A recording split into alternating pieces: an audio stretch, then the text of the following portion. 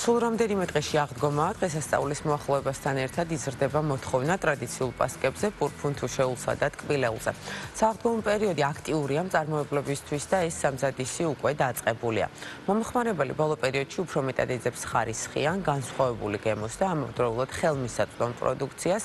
რა ტენდენციებია ბაზარზე, როგორ აისახება ახლო აღმოსავლეთში მიმდინარე მოვლენები და ლოგისტიკური ჯაჭვების რღვევა ფასებზე, რამდენად მზად არიან მწარმოებლები გაზრდილი მოთხოვნის დასაკმაყოფილებლად, როგორია კონკურენცია და როგორ იცვლება მომხმარებლის მოთხოვნა. ამ თემებზე ვისაუბრებთ Cookie Bakery-ის დამფუძნებელთან ილია გეფერიზესთან, რომელიც დილიდან იმყოფება ჩვენთან ერთად. მოგესალმებით ბატონო ილია, მადლობა სტუმრობისთვის. მადლობა მოწვევისთვის.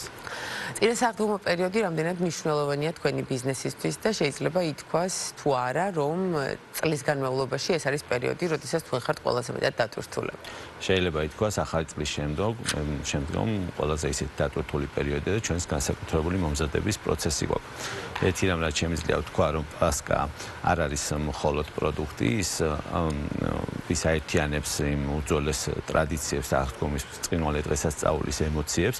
ამიტომ ვფიქრობ, რომ პასკამ უნდა შეინარჩუნოს ის ავთენტური გემო და სტრუქტურა, რაც მას აქვს. ჩვენ ძირითად შემთხვევაში ვხედავთ იმ დამატებითი ელემენტებით გაფორმებას, რომელიც ვფიქრობ, რომ არ უხდება და უკარგავს მის რეალურ ღირებულებას. ამიტომ Cookie Bakery-მა აირჩია ის კლასიკური მეთოდი, რომელიც არის ტრადიციული და ჩვენ წარმოდგენილი ვართ ორი ტიპის პასკით. ერთი არის კლასიკური და მეორე არის ციტრუსის არომატით. სულ გვაქვს ორი ზომის შეფუთვით 600 და 900 გრამიანში. კი ბატონო, მაგრამ ეს საკითხი ალბათ არჩევანის ამბავია მომხმარებლისთვის და ტენდენციებზე რას გვეტყვით ბოლო წლების განმავლობაში. თქვენი არჩევანი კი ბატონო გასაგებია, თუ არის მოთხოვნა ვთქვათ ხელნაკეთ არატრადიციულ იმპორტირებულ განსხვავებული გემოს პასკებზე და რამდენად დიდია ეს მოთხოვნა? რეალურად არ განაპირობა თქვენს მიდგომებში ცვლილება და შესაბამისად შეიძლება ითქვას, რომ არ არის დიდი მოთხოვნა? რა თქმა უნდა არის, პირველ რიგში აღნიშნავ, რომ სახში ძალიან ბევრი ამზადებს და ამას სხვა დატვირთვა აქვს და სხვა ემოცია აქვს, მაგრამ ინდუსტრიულად დამზადებულ პასკასაც თავისი მოთხოვნა აქვს და თავისი მომხმარებელი ყავს. ყოველწლიურად იმატებს მოთხოვნა და ჩვენც 5 წლის განმავლობაში ვყავს ჩვენი მომხმარებლები, რომლებიც მუდმივად გვენდობიან და გვიკვეთიან. ერთგული მომხმარებლები. კი ბატონო, ფასებთან მიმართებით რას გვეტყვით? ამ შემთხვევაში ვისაუბროთ ნედლეულის ფასზე, რომელიც ცვალებადია ხოლმე, რამდენად ახერხებთ ბალანსის დაჭერას ფასთან მიმართებაში უკვე საბოლოო პროდუქციის? რა თქმა უნდა, ფასების ცვლილება ერთ-ერთი მტკივნეული თემა არის. ვერ გავექცევით, სამწუხაროდ ფასები რაღაცა კუთხით გავზარდეთ დაახლოებით 10%-ით, მაგრამ მნიშვნელოვანი ცვლილება არ მომხდარა. ზოგადად მინდა ვთქვა, რომ მისი გამოყენებული ინგრედიენტებით და მომზადების პროცესიდან გამომდინარე წარმოუდგენელია, რომ პასკა იაფიხირდეს და ამიტომ არ მინდა რომ მომხმარებელი მოტყუდეს 12 და 15 ლარად. წარმოუდგენელია, რომ ხარისხიანი პასკა იყიდოს, როდესაც კარაქის საბითუმო ფასი 35-დან 55 ლარამდე მერყეობს. კი ბატონო, კონკურენციაში ვინ დომინირებს? ეს არის ქსელები თუ მცირე საცხობები, თქვათ და რაღაცა ნიშ პროდუქცია? ეს ის პერიოდია, როდესაც ყველა დაკავებულია ნებისმიერ ტიპის საცხობი პასკის ცხობით. შესაბამისად, ყველას თავის მომხმარებელი ყავს. აქ ყველას დიდი ბაზარი ალბათ შედარებით დაბალ ფასიანს უჭირავს. კი ბატონო, ხარისხი და ფასი უფრო მეტად თქვენი დაკვირვებით მომხმარებელი ირჩევს ხარისხს თუ ფასს? ჩვენი ქვეყნის ეკონომიკიდან გამომდინარე ფასი რჩევს, მაგრამ თვლი რომ სჯობს რომ დიდი რაოდენობის შეძენას შევიძინოთ მცირე რაოდენობით და არ დაუკარგოთ მას ის ღირებულება, რაც აქვს. რეალურად პასკა არ არის კექსი და ამიტომაც ძალიან მნიშვნელოვანია, რომ იმ ღირებულებებით და ემოციით გაკეთებული შევიძინოთ, რა დატვირთვასაც ის ატარებს. მით უმეტეს ეს არის პროდუქტი, რომელსაც წლის განმავლობაში მხოლოდ ერთკვირიან პერიოდში შეიძლება ითქვას მოვიხმართ და ამიტომ განსაკუთრებულად ველოდებით კიდეც. ონლაინ გაყიდვებზე ვიდა გკითხოთ, წლების განმავლობაში დამკვიდრდა ეს ჩვენს ქვეყანაში.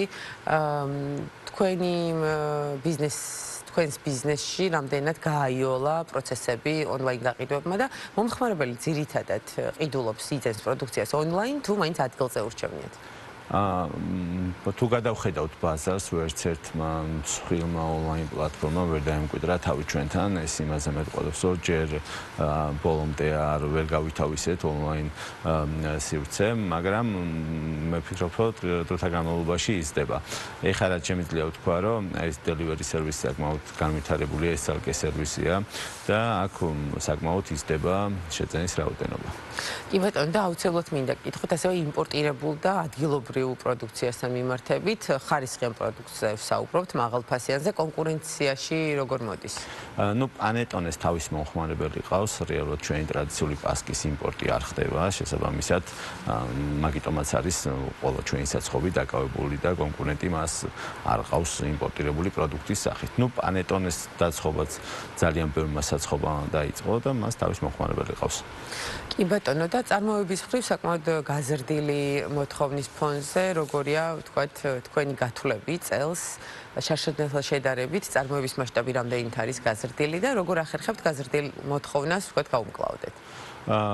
ჩვენ დაახლოებით ველოდებით 30%-იან ზრდას, არსებული ფილიალებიდან გამომდინარე. წინა წელთან შედარებით ორი დამატებითი ფილიალი დავამატეთ ბათუმში, შესაბამისად ველოდებით 30%-იან ზრდას და ჩვენი საწარმო მზად არის, რომ გაუმკლავდეს ამ მოთხოვნას. კი ბატონო, და წინა სააღდგომო პერიოდს მიღმა მინდა გკითხოთ, თუ რა ახალი ტენდენციებია კონდიტერიაში, თქვენი შეფასება საინტერესოა და 3 ფილიალი თბილისში და 2 ბათუმში. გაფართოებას რა მიმართულებით განიხილავთ? მე ვფიქრობ, აზრის ეკონომიკიდან გამომდინარე ამ ეტაპზე თავს ვიკავებთ გაფართოებისგან, იმიტომ რომ მსოფლიოში არსებული პრობლემებიდან გამომდინარე ჯობს, რომ სიფრთხილე გამოვიჩინოთ მაგ კუთხით, დაველოდებით ამ წლის ბოლომდე როგორ განვითარდება მოვლენები და შესაბამისად ვიმოქმედებთ. ნუ განვითარება ბიზნესის ერთ-ერთი მნიშვნელოვანი ნაწილია, მაგრამ არასდროს დროს განვითარება იწვევს შესაბამის პრობლემებს. კვალიფიციური კადრების თემა ზოგადად ყველა ბიზნესისთვის არის პრობლემა და ალბათ თქვენს ნაწილში, როდესაც სპეციფიური ცოდნა ამისთვის საჭირო, განსაკუთრებით მნიშვნელოვანია ეს საკითხი. რას გვეტყვით წლების განმავლობაში, როგორ იხვეწება კვალიფიციური კადრების რიცხვი ჩვენს ქვეყანაში?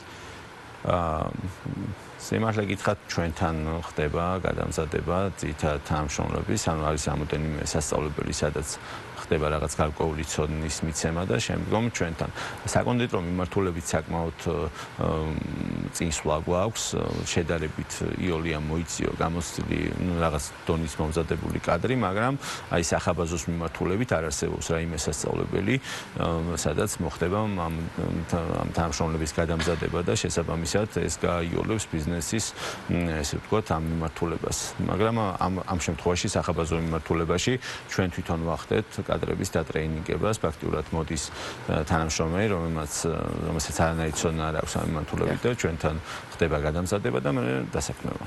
კი ბატონო, და კონკურენციაზე მინდა გკითხოთ ადგილობრივ ბაზარზე, რამდენად ჯანსაღია კონკურენცია და რასაც ყოდით, ვთქვათ, იმ ადამიანებს, ვინც ფიქრობს ამ ბიზნესში შეცვლას, რამდენად არის დარჩენილი ადგილი იმისათვის, რომ მათ თავი დაიმკვიდრონ? ჩემი ეს ძალიან გადატვირთულია ბაზარი და ნუ ყოველთვის მოიძებნება ახალი ადგილი, მაგრამ ვფიქრობ, რომ ამ მიმართულებით საკმაოდ გადატვირთულია ჩვენი ბაზარი და საკმაოდ კონკურენტუნარიანია.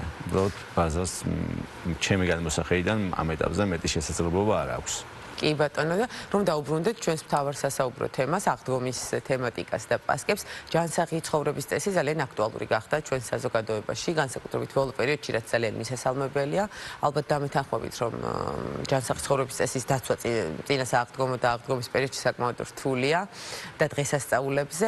მოთხოვნა თუ არის მაგალითად უშაქრო, უგლუტენო პროდუქციაზე, ბაზარზე და ეს მოთხოვნა თუ არის იმხელა, რომ თქვენ იფიქროთ მომავალში თქვენს წარმოებაში მსგავს პროდუქციის ჩართვაზე? სიმართლე გითხრა, არის მოთხოვნა, მაგრამ დაახლოებით 15% ჩვენი პროდუქტების არის უშაქრო და ეს არ არის გადამწყვეტი. ტენდენცია იზრდება, მაგრამ ისე რომ რაღაცა მოდული შევცვალოთ ბიზნესი და სპეციფიკა, ჯერ მაგამდე არ ვსურვებთ.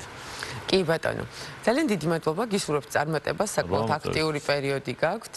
დაგემშვიდობებით, მაყურებელს შევახსენებ, ილია გეფერიძე, Cookie Bakery-ის დამფუძნებელი იყო ჩვენი სტუმარი და ვსაუბრობდით წინა სააღდგომო პერიოდზე და პასკებზე, რაც ამ დღესასწაულის ერთ-ერთი ძალიან მნიშვნელოვანი ატრიბუტია და ყველა ოჯახში აუცილებლად არის ხოლმე.